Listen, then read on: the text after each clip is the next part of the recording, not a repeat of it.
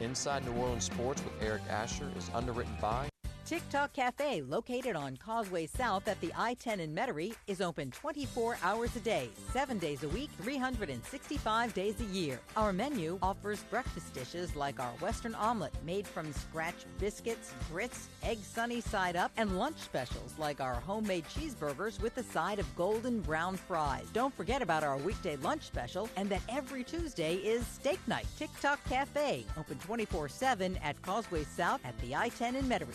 At Villeries Florist, we deliver the magic of flowers 7 days a week to the North Shore and South Shore in the New Orleans area. Whether it's for birthday parties, baby celebrations, Villeries provides colorful floral displays for all. With a store full of fresh-cut flowers, exotic tropical flowers, orchids, roses, and even fruit baskets, our goal is to make your vision a reality. Villeries Florist, proudly serving Louisiana since 1969. Mr. Ed's Oyster Bar and Fish House has been shucking here since 1979. Located at 3117 21st Street in Metairie, Mr. Ed's Oyster Bar and Fish House offers raw, fried, and grilled oysters, as well as a range of Cajun and Creole dishes. Enjoy a dozen with a smile.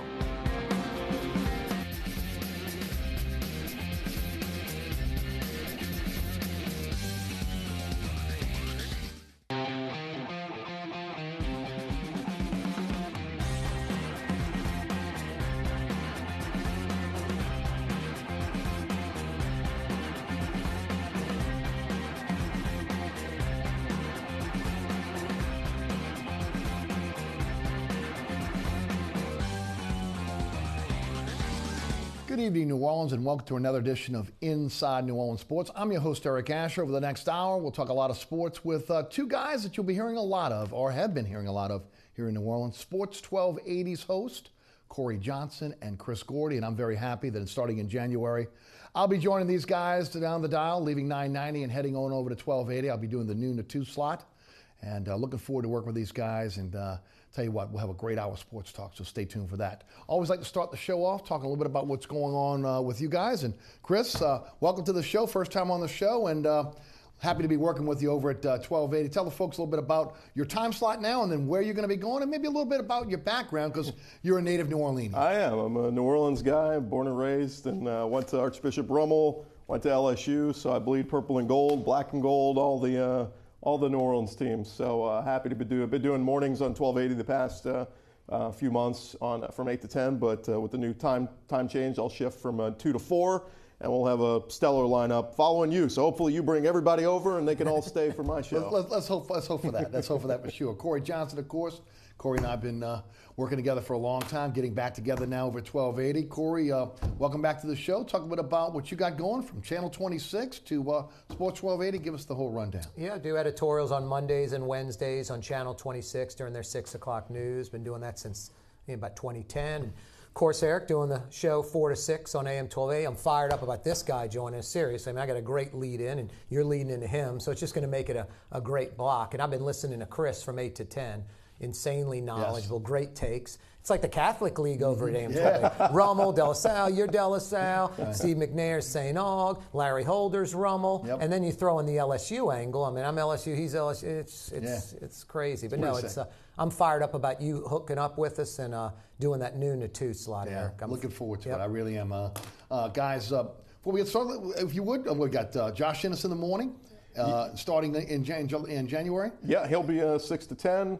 And then Duncan Holder will stay right where they are, 10 to noon. And then Eric Asher, noon to 2. Chris Gordy, 2 to 4. And Corey Johnson, 4 to 6. So right there, this is 6 hours of sports talk right here. No doubt. And Corey, and FM, people can listen on the FM HD as well. I've been getting people involved in that. People that don't realize that they were on FM. Talking about the FM HD. Yeah, since Chris and all the guys came on board in July, they started simulcasting AM 1280, Sports 1280 on WNOE's HD2 signal. So the country giant WNOE, which has been like #1 in country in New Orleans since they flipped the format.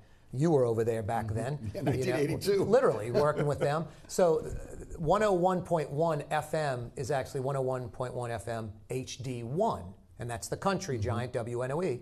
If you hit Seeker Scan when you're on that, and you have an HD tuner, it'll fall on HD2, and that's where they simulcast Sports 1280. Honestly, Eric, I haven't listened to AM 1280 since July. I'm on 101.1 FM HD2, and it's crystal clear digital stereo. The signal goes a long way, too. I had it all the way to like Gulfport, Biloxi, way up on the North Shore, almost, past Baton Rouge going the other way. So, yeah, really great to have it on the FM, and we discussed it and looked it up. Since 2010, all car manufacturers have HD radios in their cars, so pretty good shot you're going to have an HD radio in your car. Probably about 80-90% shot, something shot. Like that. There's some vehicles that don't have it. You got to get the next level up or something. But it's a pretty inexpensive get if you go to like one of these local.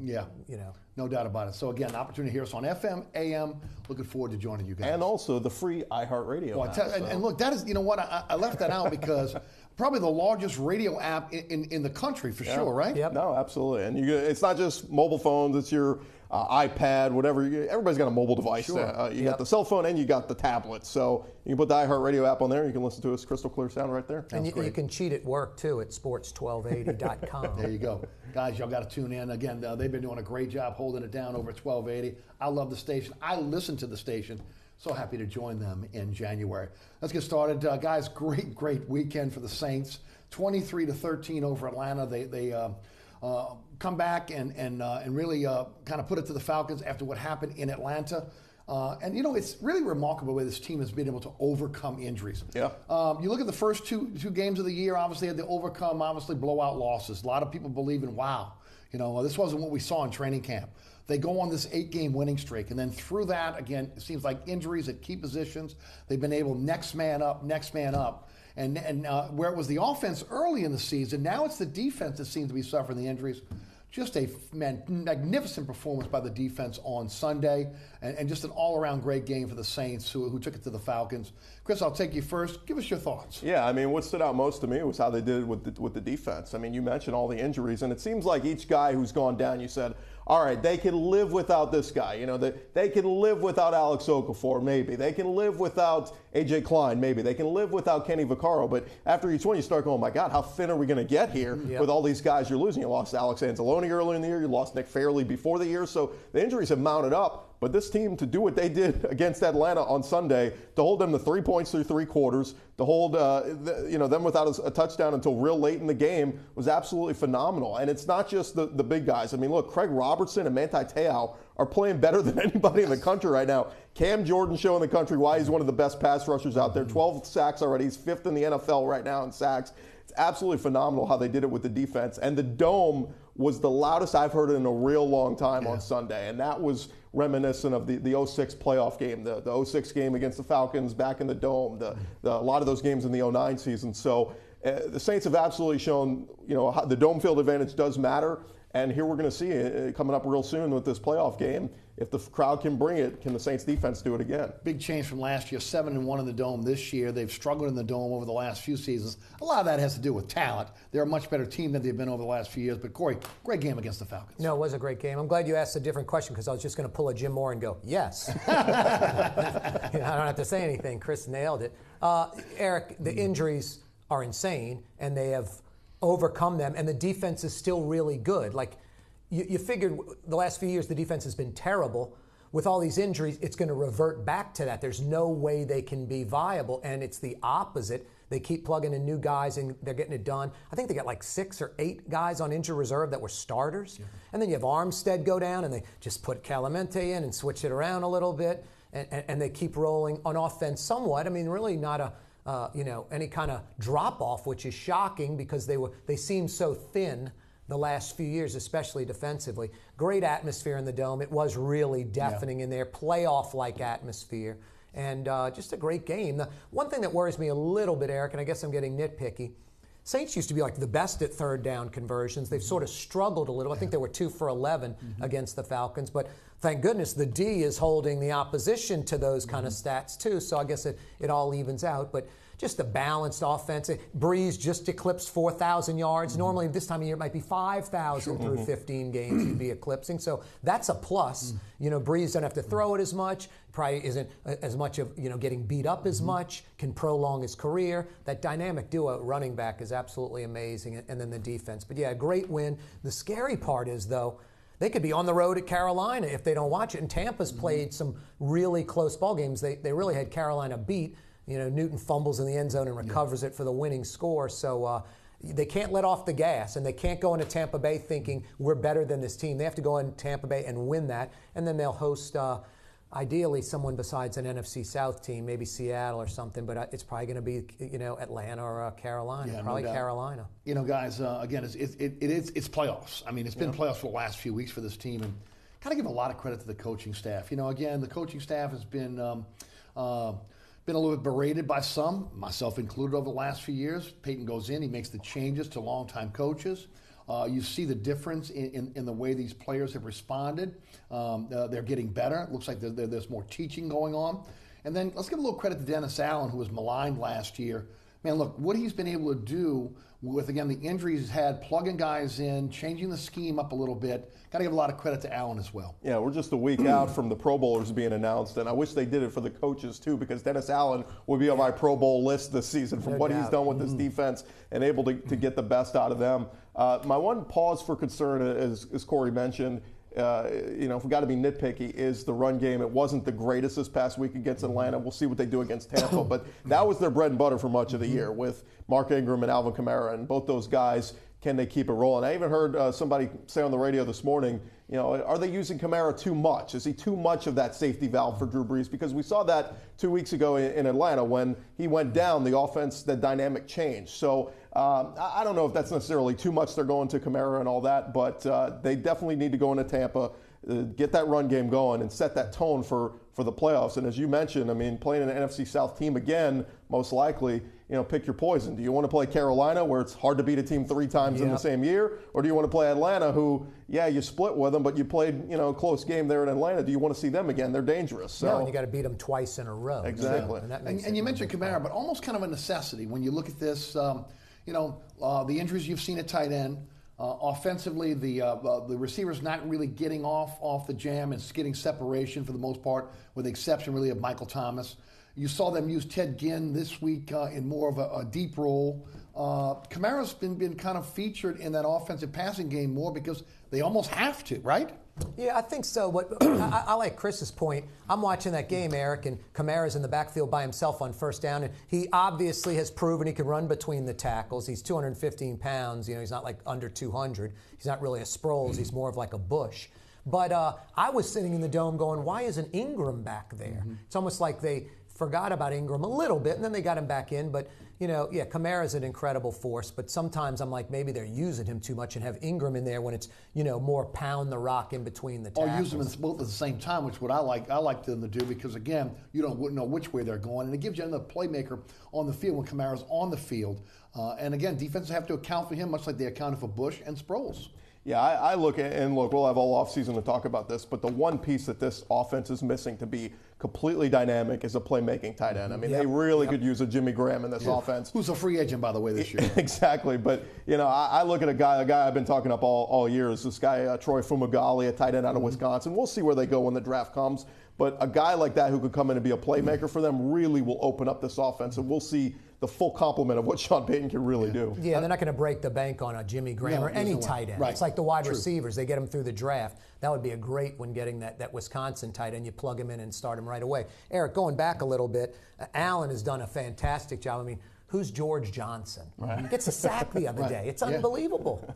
No, you got to give credit to pro personnel, and then, again, identifying these guys. It's been like this all season long. You know, next guy up, bringing guys off the street, guys they've either had on the practice squad or they've had in camp. And in the case of Johnson, you know, again, he came off the street, and came in and played immediately for him. Now, I'll give a lot of credit. And again, the defense has been swarming. You got to go back to maybe the 09 defense, the way they were hitting and swarming. You go way back to the Dome Patrol and that defense when they were swarming. This is a swarming defense now. And they brought the physicality to Atlanta. When Atlanta, you've seen them over the last few weeks, they've been one of the more physical defenses in the NFL. Yeah, you go back to that 09 team, guys you never heard of, like Anthony Hargrove and all these guys who just kind of stepped up and played a role. We're seeing that. Tyler Davison stepping up and playing well at times. George Johnson's taking advantage of those double teams that Sheldon Rankins is getting. 2.5 sacks through 2 games as a Saint. Not too bad for a guy we've never heard of. Exactly.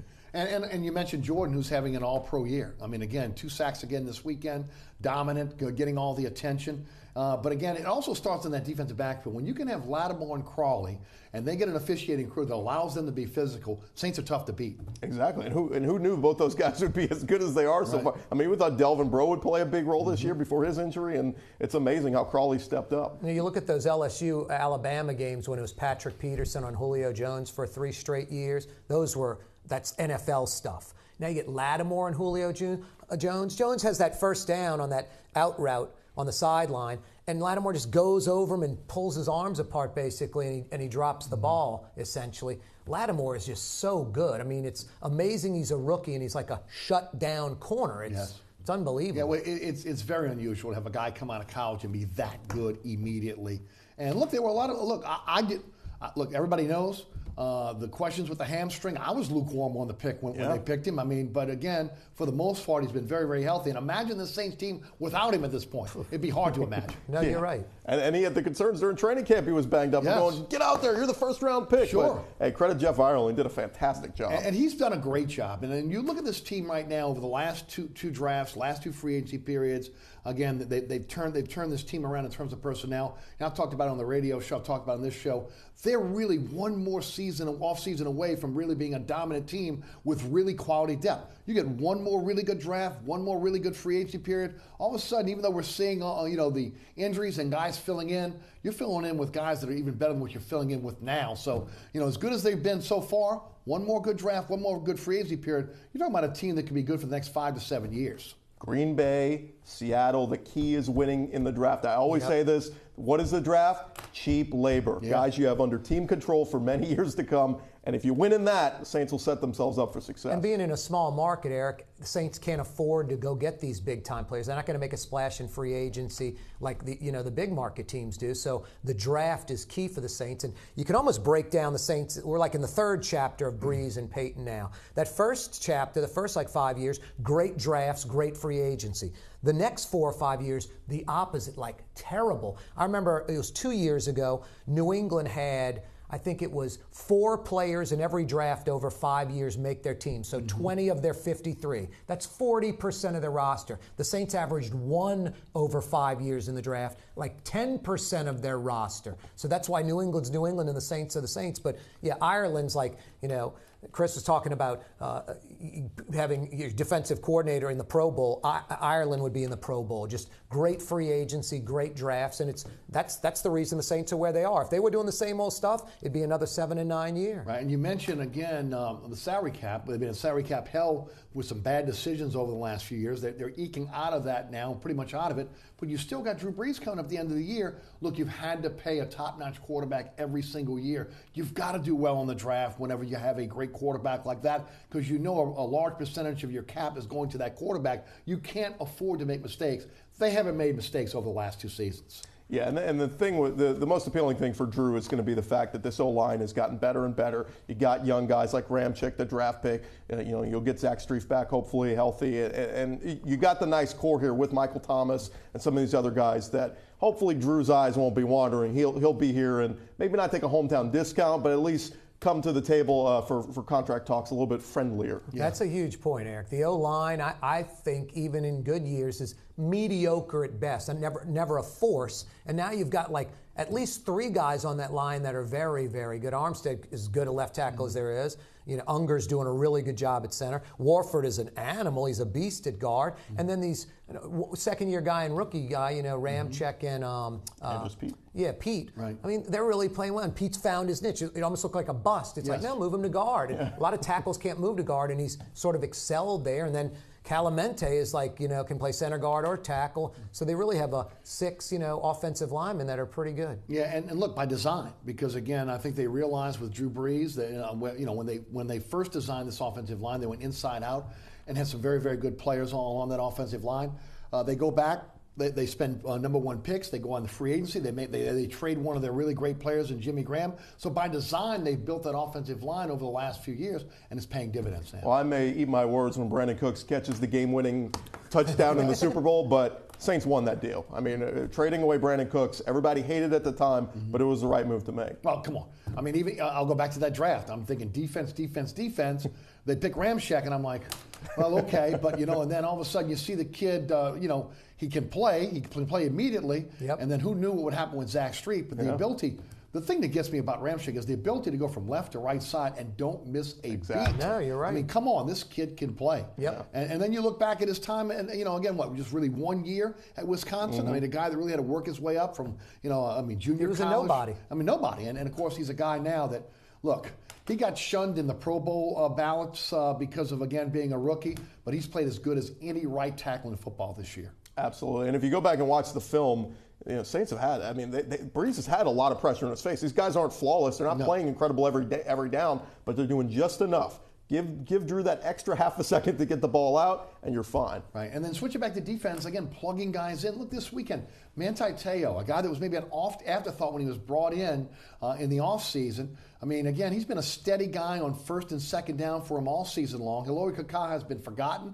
I mean, there were trade talks about Hilori Kakaha at the trade deadline, Saints trying to move him. They put him at the Sam linebacker on Sunday. This guy played out of his mind. He did. Te'o has been everywhere the last 2 weeks, subbing in for A.J. Klein. So, again, Craig getting Robinson wasn't even a starter in the beginning of the year. Well, look, he's probably your best linebacker. He's the best linebacker on the team. I really believe he is. I think he's been. And think about him. He was brought in as a special teams guy from Cleveland. They didn't even think they were going to play him at linebacker 2 years ago.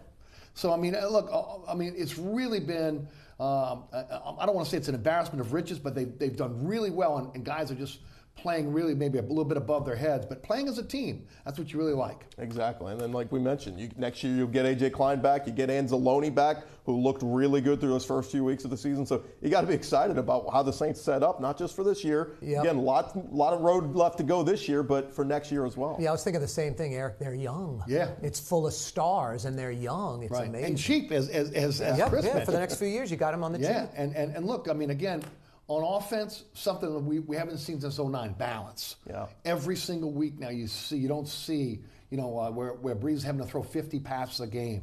You're in the mid-20s of run and pass. And again, that keeps teams off balance, and the ability to utilize those running backs, not just as runners, but also out the backfield catching the ball. Yeah, well, we heard it every year. Sean Payton would say, we want to be balanced, And then it was like, third run of the game. Oh God, it's not working. Pull the ripcord. We got to throw the ball. So credit him for being patient.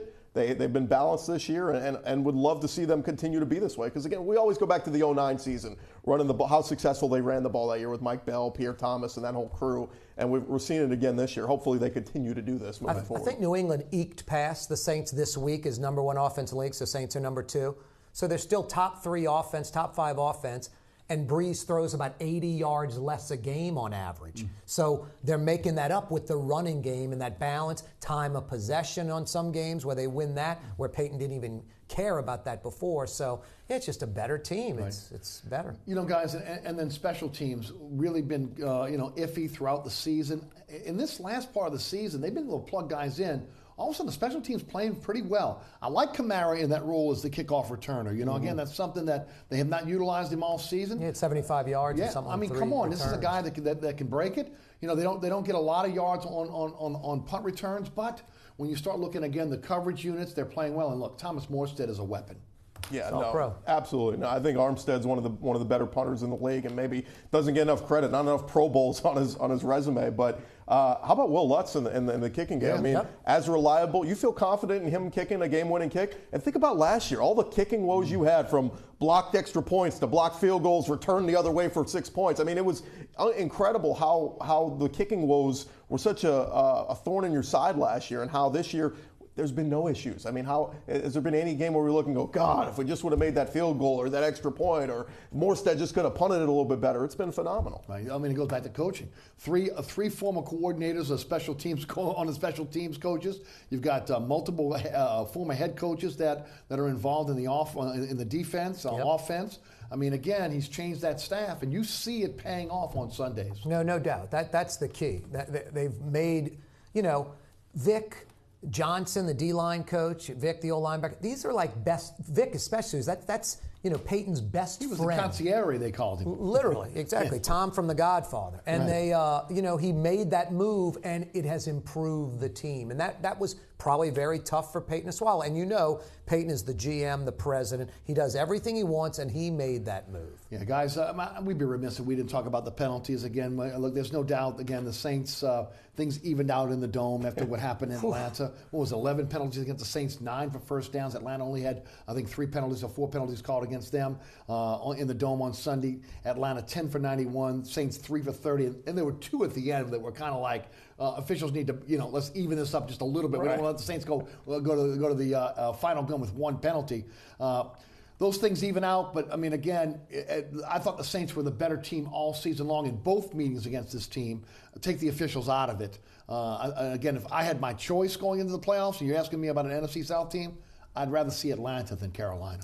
I agree. And look, they got a lot of attention these past couple of weeks because Devontae Freeman had been running the ball extremely well. Saints shut him down, he had 30-something yards this past week. So they took that away. But Matt Ryan is just a different quarterback. And I don't know if it's the coordinator that they brought over from Alabama. I don't know if it's the play calling, whatever it is. But the Falcons just aren't the same dynamic offense that they were last year that took them all the way to the Super Bowl. So, yeah, if I had my druthers, Cam Newton just scares the heck out of me. I know you beat him twice this year. Give me the Falcons over the Panthers if we got to meet one of them, because Carolina, outside of the Saints, they're beating up on everybody. Eventually, that's going to catch up, and they're going to play a close game. Yeah, you don't want to play them. Eric, you alluded earlier about when the refs let Lattimore and Crawley play aggressive. Yes. There were at least 2 situations on Lattimore, lots of handsy stuff that would have been in that 2 week ago game in the I was about to say Georgia Dome, in the Mercedes-Benz Stadium in Atlanta, would have been called, and then there was a first down spot that was real generous. I was like, that's where they're marking it? I'm in the stands going, it's 2 feet back, and then they make it by that much. That was Eagle Run, right?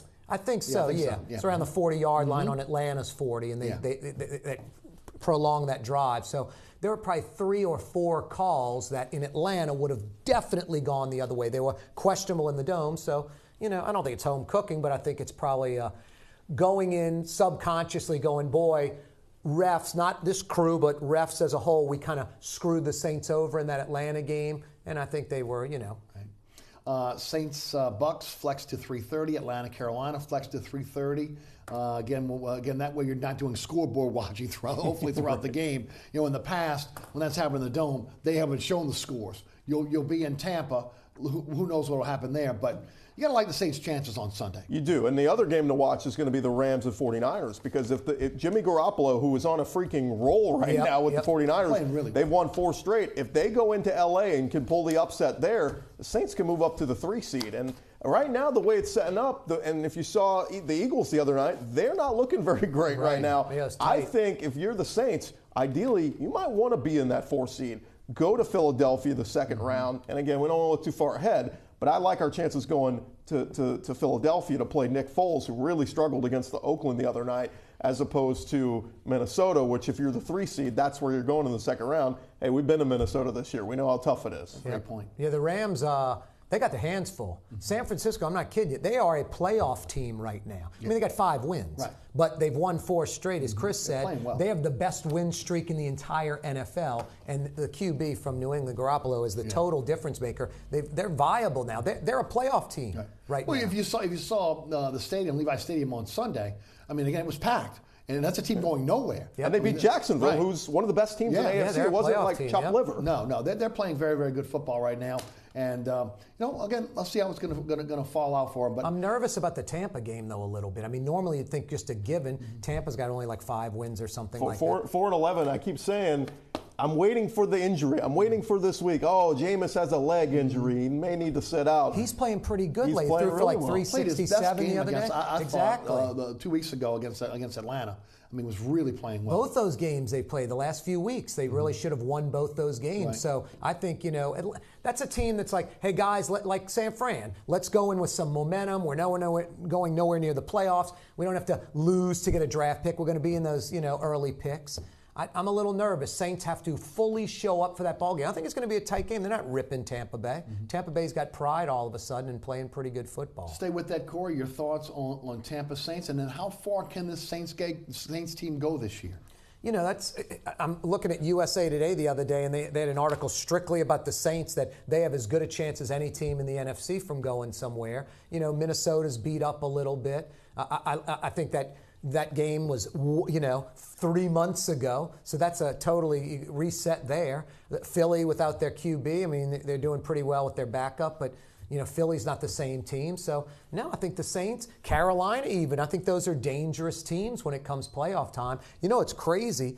You could have Saints going to Minneapolis playing the Vikings, and then 2 weeks later, that same stadium's hosting a Super Bowl. It's like, I don't think that's ever happened where you've had an NFC title game and then that stadium's hosting a Super Bowl. So, no, there's a lot of good teams in the NFC and a lot of good teams in the AFC. Football's really good right now. Same question, Chris. Yeah, I mean, Tampa, look, like I said, if you ask any Tampa Bay fan right now, they want to lose. They want to finish 4-12, get a top 5 draft pick. Right. But again, the players on the field, it's a different thing. Tampa's been really banged up, though. They had a lot of injuries in recent weeks. So I just wonder how focused will those players be in finishing out the season, saying, look, a win really doesn't do much for us at this point, whereas the Saints need to go in uber focused. We got to get this win. Let's close out the NFC South champions and hosting a playoff game moving forward. But in terms of the grand scheme of things, with how the playoff picture shapes up, I mean, yeah, experience matters. And if you got Drew Brees at quarterback, that matters when you start looking around and going, Nick Foles,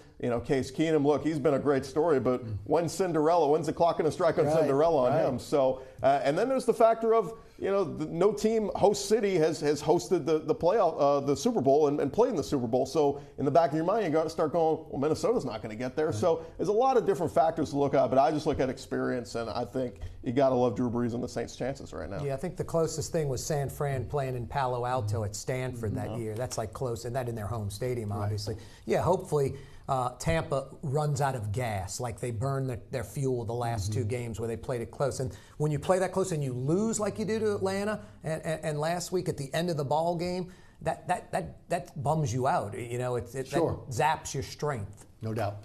You're watching Inside New Orleans Sports. I'm your host, Eric Asher. Corey Johnson and Chris Gordy of Sports 1280 are our guests. Quick break. We'll be right back. We'll talk some Tigers. We'll talk a little Tulane. We'll talk Pelicans, all coming up next. Don't go anywhere.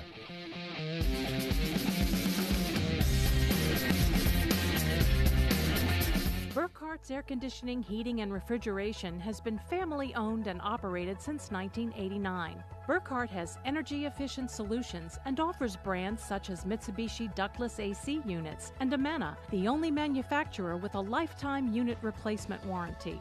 Burkhart's offers maintenance bundle packages that include servicing your AC, generator, and tankless water heater. For more information on the services Burkhart's provides, visit acpromise.com. Burkhart's Air Conditioning, Heating, and Refrigeration, providing comfort for life. Located at 3701 Iberville Street in Mid-City is Katie's Restaurant and Bar. Open 7 days a week, Katie's offers daily specials for lunch, dinner, and Sunday brunch. Serving New Orleans cuisine such as fried shrimp platters, grilled redfish, and a fully stocked bar.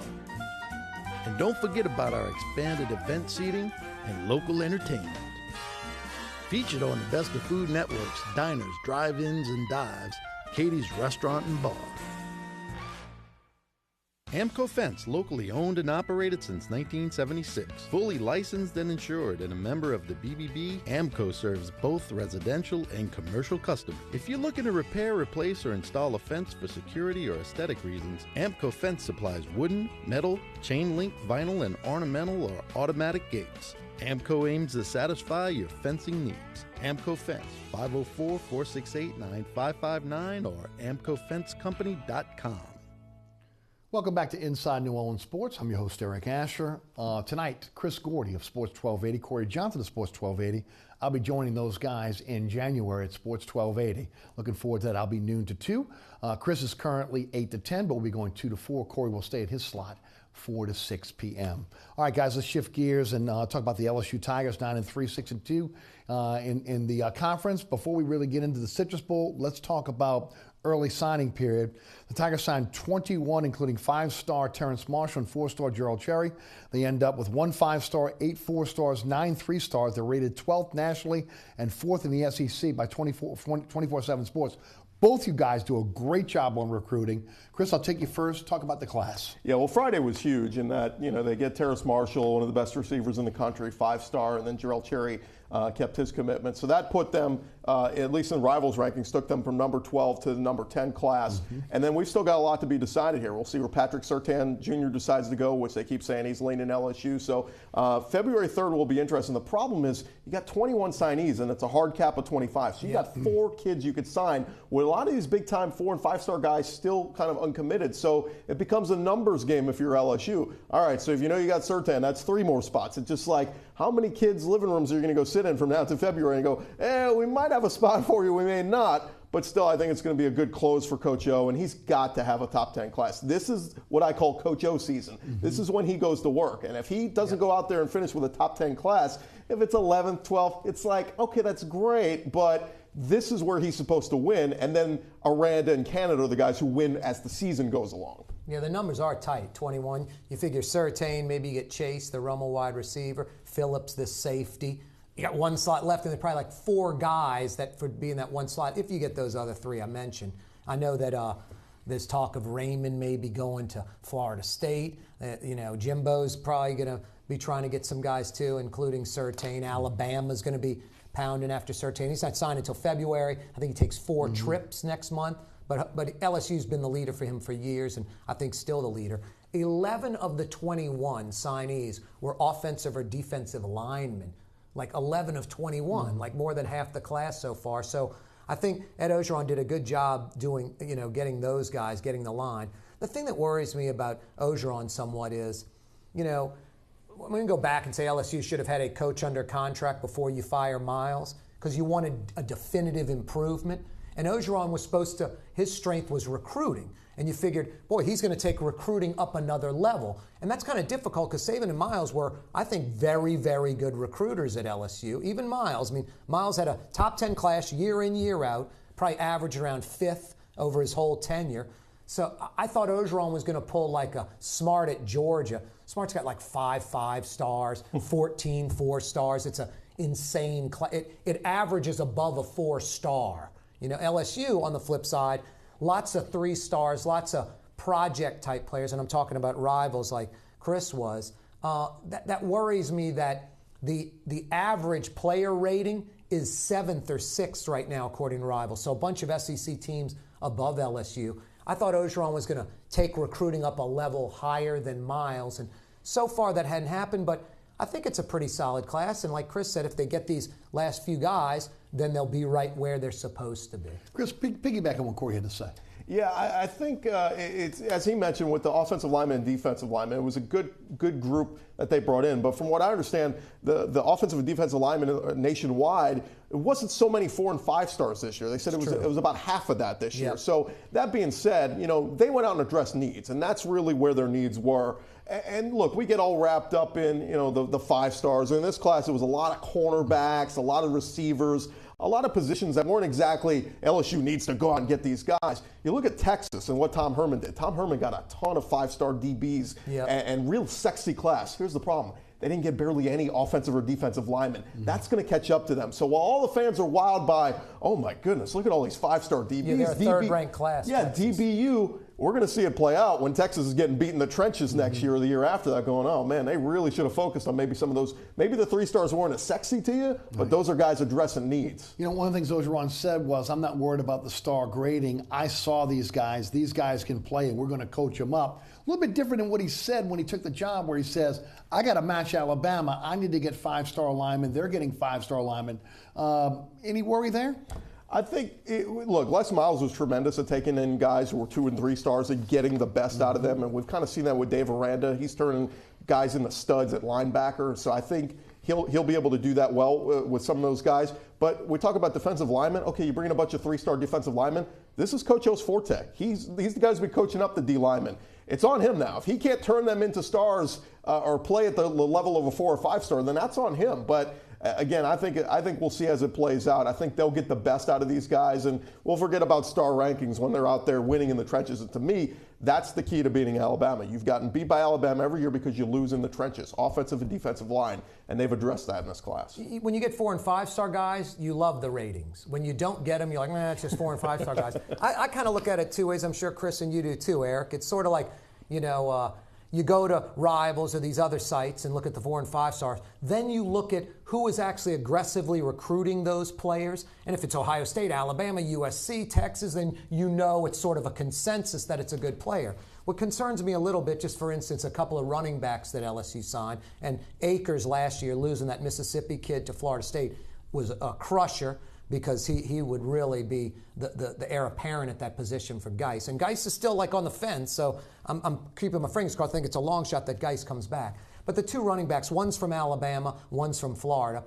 Really, Miami, Florida, and Florida State weren't even interested in the kid. And Alabama and Auburn really weren't interested in the Alabama running back. I think Florida, at the end, offered the Florida kid. And Auburn, not Alabama, offered the running back as an athlete. So these guys, and they're both, I think, 3 stars. One might have got bumped up to 4. But that's what worries me, like in the state they come from, where these coaches have seen these kids for years. They weren't interested, Alabama, Auburn, Florida State, Miami, and Florida, in those running backs respectively. And that kind of concerns me. It's the star rating and who's going after the kids. That's all I can go on. I mean, I watch film in high school. I think it's a great kid. And sometimes they translate to the college game and the pros eventually. Sometimes it's a great kid and he's a bust in college. So I'm not going to sit here and go, boy, I watch film and I can really tell you if it's a great player. But, I think when you use both those things, the professionals like Rivals that do it for a living and then the schools that are recruiting them, you can really get an idea if it's a good player. And a little concern that some of these 3-star guys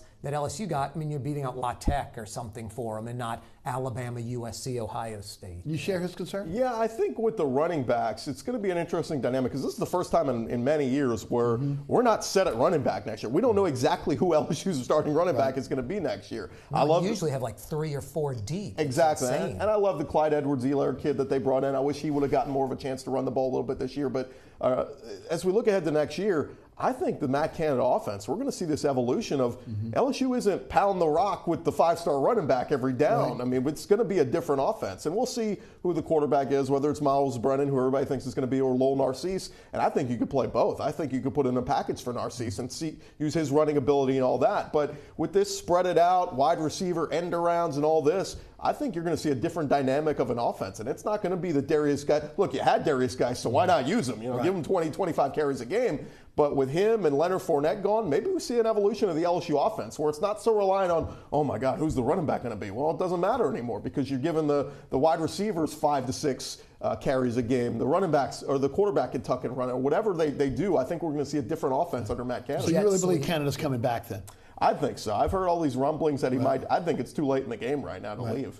I hope so, Eric. You don't need another offensive coordinator coming in. And worse, you don't want, and I say this with all due respect, you don't want Orgeron getting too comfortable in his role where all of a sudden he's like, hey, we're going to promote Ensminger again. Ensminger was just tweaking Miles' offense. Yes. Like, boy, there's some things I don't like that Miles does. We should be utilizing these players I think more. you and I could have done that. Almost, exactly. And I'm not knocking Miles. That was just his MO, and he obviously had success. He averaged 10 wins a game, 70% wins at LSU plus.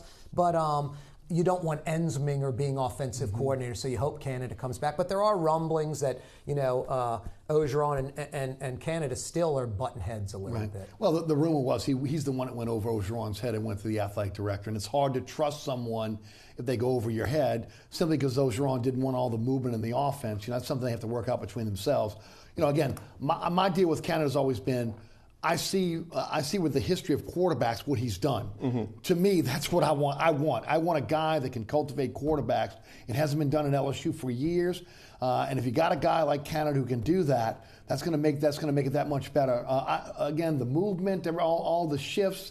I don't know if that works in the SEC, but I do know if you can get a quarterback that he's good enough to go to the next level, that's going to help you in college football. That'll help you in the SEC, where they don't have great quarterbacks traditionally in the SEC. Yeah, I think what he was able to do that last year, Pitt, with Nathan Peterman, turn him into a really, really good quarterback and got him drafted. Right. And then Brissett before that. Yeah, and so I think if he could do that with Miles Brennan, hopefully Miles Brennan's everything we've built him up to be. I mean, he's got the arm. We've seen a little sample size, and again, I go back to wish we could have seen him a little bit more this year in real game action. But still, I think if it's going to be him, Brennan, throughout the whole season, lean on him, and let's get the quarterback mentoring going. Let's see what he can do with that influence on Brennan in the passing game. Not trying to go way back to yesteryear, but you remember the Hodson-Guidry rotation a little bit in the late 80s. I wouldn't doubt, I think Brennan's, pocket passer, can fling it all over. Hopefully he's the answer. But I think people are discounting Narcisse a little bit. He's actually more of the prototypical Canada-type guy, maybe more than a pro style that, Brennan is. Brennan's not going to run it too much. Narcisse has a, cannon of an arm, probably not as accurate as Brennan right now, but maybe he grows into that. But he can run and move a little bit. The 2 knee injuries back-to-back concern you a little, but I wouldn't count Narcisse out. And boy, McMillan's been making a lot of noise lately. Like, don't forget about me. He's almost saying that. So, yeah, they've got a little bit of decent depth at quarterback, ironically, and not running back. Corey, talk about Notre Dame, the Citrus Bowl against the Tigers. I love the matchup, more so than Michigan State. I know LSU just recently played Notre Dame, but I like that. Notre Dame's going to bring a lot of folks. LSU's going to bring a lot of folks. You go to any small town in America, there's a Notre Dame fan there. So I think it puts the spotlight on the program a little bit more. Both teams are 9-3. I like that Notre Dame's ranked ahead of LSU. I think it's going to be a good ball game. You got to stop Notre Dame's run game, and you have a balanced attack against Notre Dame's defense. But I like the bowl matchup. I like LSU's chance. I think LSU's a better team than Notre Dame. I think LSU should win this game. I think it's going to be a really entertaining game on Monday. Chris? Yeah, I think the only reason LSU lost that last bowl game against Notre Dame is because John Chavis had 1 foot out the door on his way to Texas A&M. But look, I think people build up the bowl games a little too much. The thing I keep hearing from all the people here locally is 10 wins, 10 wins. Oh, this will be huge if Coach O can get the 10 wins.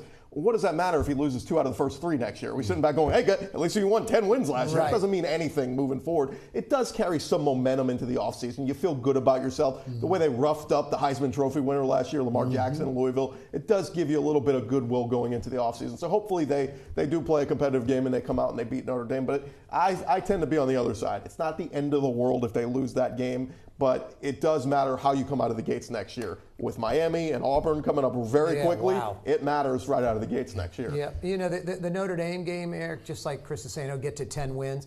6-2 in the SEC, and everybody's like, wow, haven't had 6 wins in a long time. 4 of the 6 wins are against losing SEC teams. They have losing records. Fire their coaches. Exactly. So is the 6-2 a legitimate 6-2? Probably not. So, and I think the 10-win thing's all that not important. But everybody loves the 6 SEC wins, and I do too. But it's probably not as valid as it sounds. And I agree with Chris. The 10 wins is more like window dressing than reality.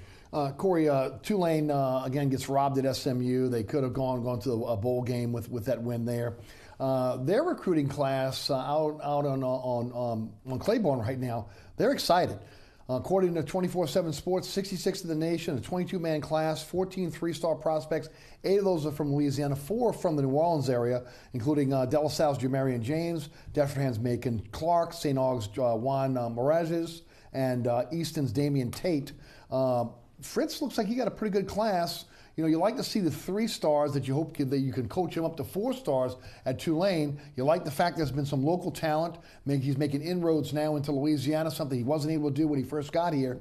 All of a sudden, things look like they're turning around a little bit over at Tulane. Mike Scarborough from TigerBait.com is going to kill us with all this 24/7. Rivals, Eric. Rivals. They're like 62nd, I think, rivals. Okay. And Tulane, Eric, I don't think's cracked like the top 80 or top 90 in like a decade. And then, I'm complaining about 3 stars at LSU. Tulane doesn't get 3 stars. They get unranked guys, 1 and 2 stars, maybe a couple of 3 stars. The bulk of their class are 3-star players. Willie Fritz is recruiting. It's really good to see. They have the 4th ranked class in the American Conference, the American Athletic.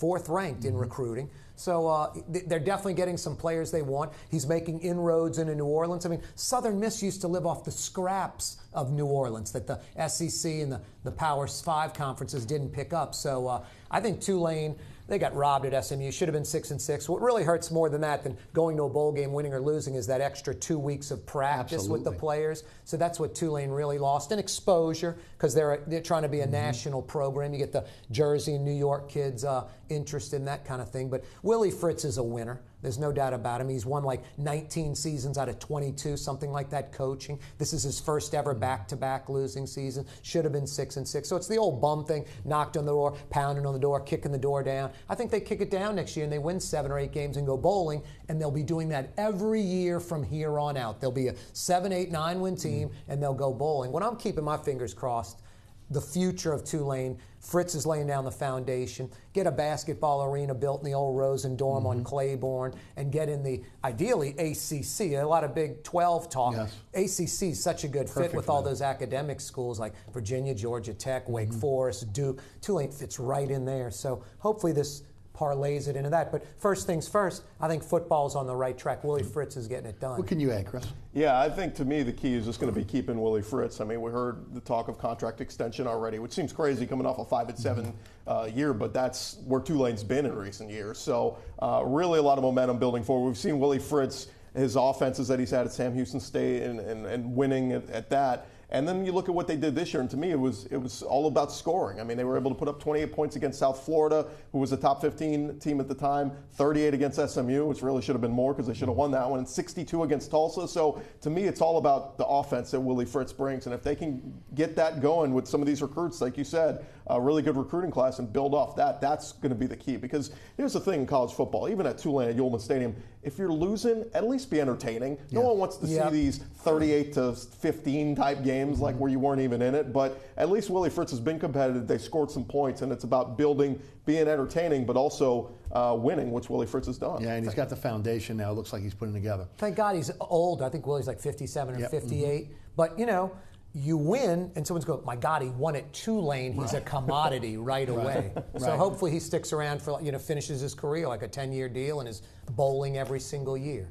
The Jekyll and Hyde Pelicans hovering around 500. They're one game over 500. They're at 500. They won a game under 500. It's really been an up and down season for them.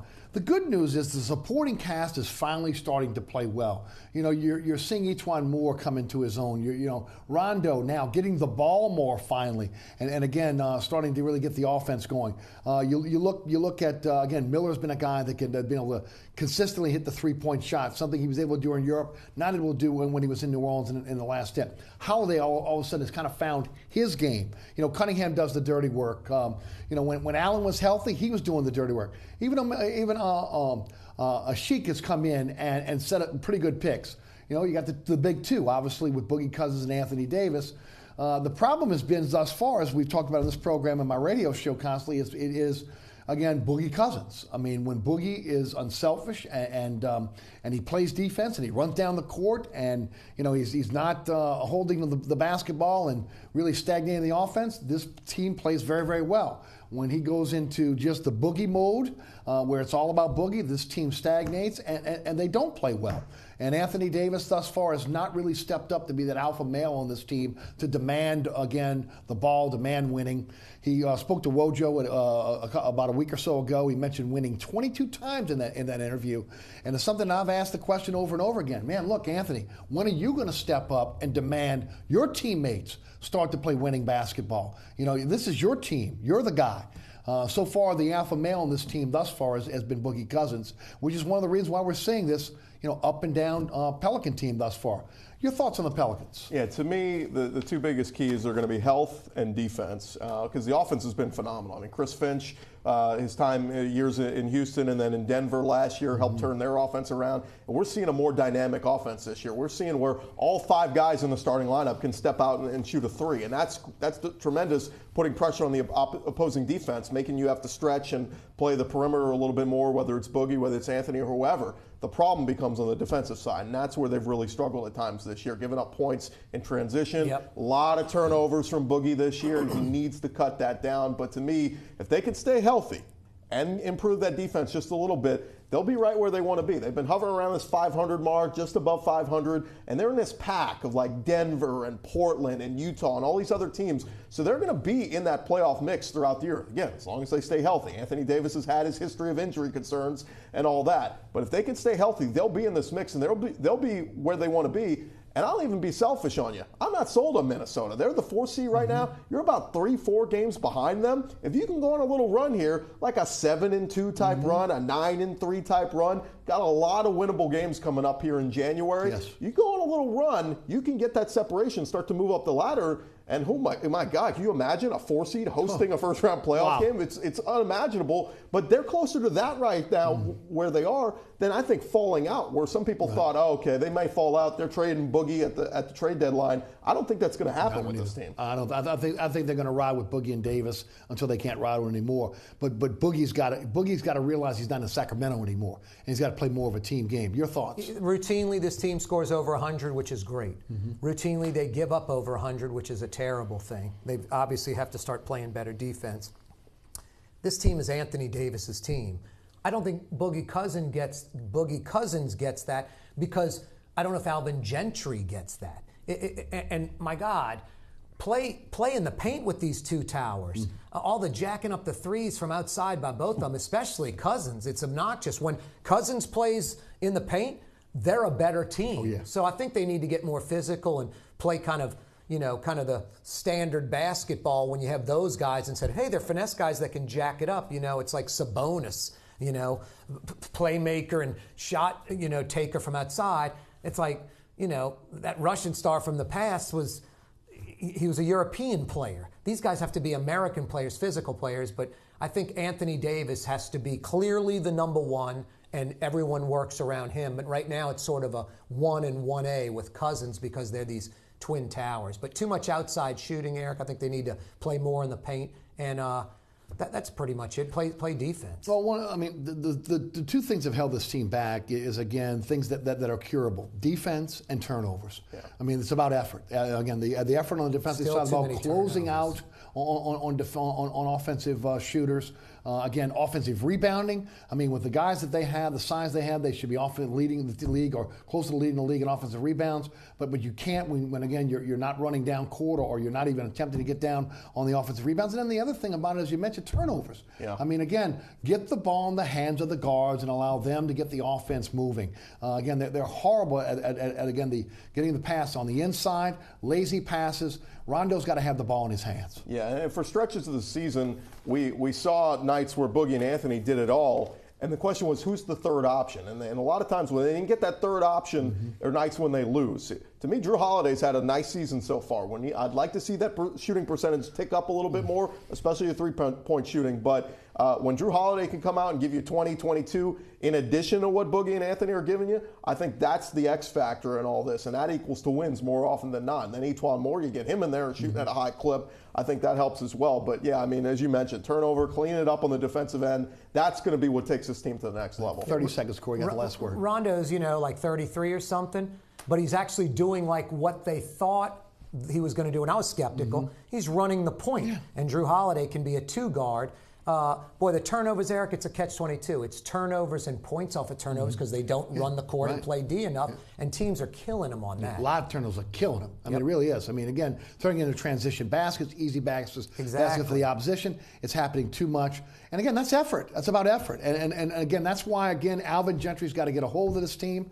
I still believe he's got that assistant coach mentality where he's really, again, too close to the players. He's got to be more demanding. He hasn't been that way thus far. We'll see what's going to happen in the second part of the season. Chris Gordy, Corey Johnson, thanks so much for being with us tonight on Inside New Orleans Sports. Thanks, Eric. Remember, there's a rebroadcast of this program each and every Friday night right here on WLAE at 10 p.m. Also, statewide on Pelican Sports Television. That's 9 o'clock every Friday night. You can catch me on the radio starting in January, Sports 1280. That is noon to 2. Be joining these guys. Again, Chris Gordy and also Corey Johnson. Again, you can listen live, download the podcast at ericasher.com. Again, the TuneIn Radio app was for the old station. Now it's the iHeart app that you can catch us on. And I'm looking forward to that move as well. I hope everyone has a great new year. Again, thanks so much for watching. Certainly appreciate those that work behind the scenes, including Ron Yeager, Jim Dotson, Trey Lopez, Kenny Judo, Adam Juno, and of course my director, William Hill. Thanks so much to Corey Johnson and also Chris Gordy for joining us tonight. My name is Eric Asher. We'll see you next year with another edition of Inside New Orleans Sports. Happy New Year to you.